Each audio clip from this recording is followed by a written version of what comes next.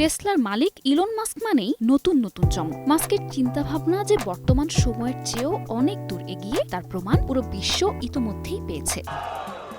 Please be nice to the Optimus robot. তিনি কখনো লাল রঙের স্পোর্টস কার রোডস্টার তৈরি করে পাঠিয়ে দিচ্ছেন মহাকাশ প্রদক্ষিণ করার জন্য, কখনো বা চালকবিহীন রোবোকার তৈরি করছেন, তো আরেকদিকে অপটিমাস নামে হিউম্যানয়েড রোবট তৈরি করে নতুন চমক দেখাচ্ছেন পৃথিবীকে। মাস্কের নেশাই যেন ইতিহাস করা।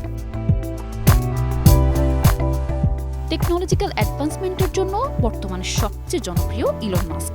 আমেরিকার এই উদ্যোক্তা রীতিমতো বদলে দিচ্ছে মানুষের জীবনমান। যুগের সঙ্গে তালে তাল মিলিয়ে বিশ্বের অন্যতম ধনী ইলন মাস্ক একের পর এক চমক দিয়ে চলেছেন। সম্প্রতি মাস্ক এমন কিছু করতে চলেছেন যা দেখে সবার মনে হচ্ছে মোবাইল টাওয়ারগুলি এবার বুঝি অদৃশ্য হতে চলেছে।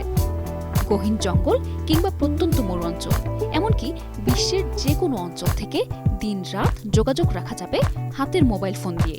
এতে মোবাইল টাওয়ারের প্রয়োজন হবে না।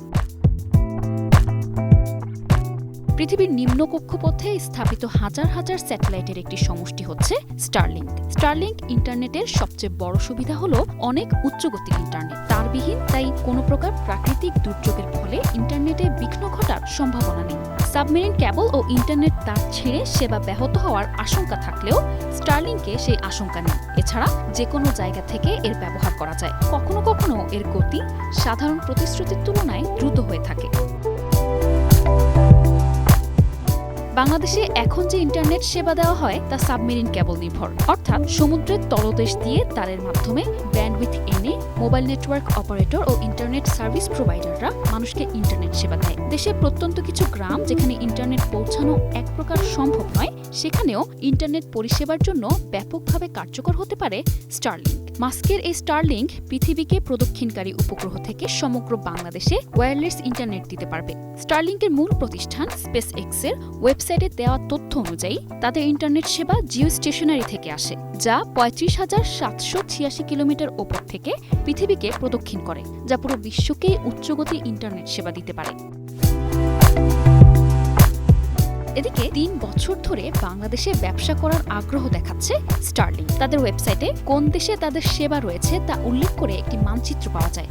তাতে বলা আছে চলতি বছর বাংলাদেশে এর যাত্রা শুরু হওয়ার কথা। প্রযুক্তি খাতের ব্যক্তিরা বলছেন স্টারলিংক বাংলাদেশে এলে দুর্গম এলাকায় খুব সহজে উচ্চগতির ইন্টারনেট সেবা পাওয়া যাবে। ফলে ইন্টারনেট সেবার ক্ষেত্রে গ্রাম ও শহরের পার্থক্য ঘুচে যাবে। গ্রামে বসেই উচ্চগতির ইন্টারনেট ব্যবহার করে ফ্রিল্যান্সিং সহ ইন্টারনেট ভিত্তিক কাজ করতে পারবেন তরুণীরা।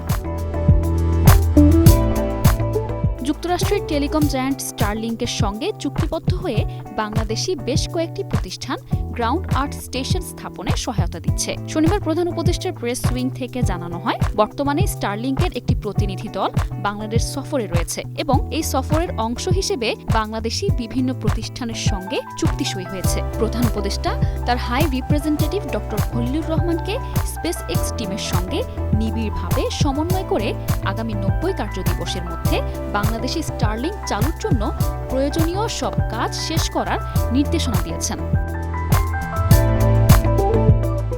অনেকের মনে প্রশ্ন, স্টারলিংকে খরচ কেমন হবে? বাংলাদেশি গ্রাহকদের এটা পোষাবে তো?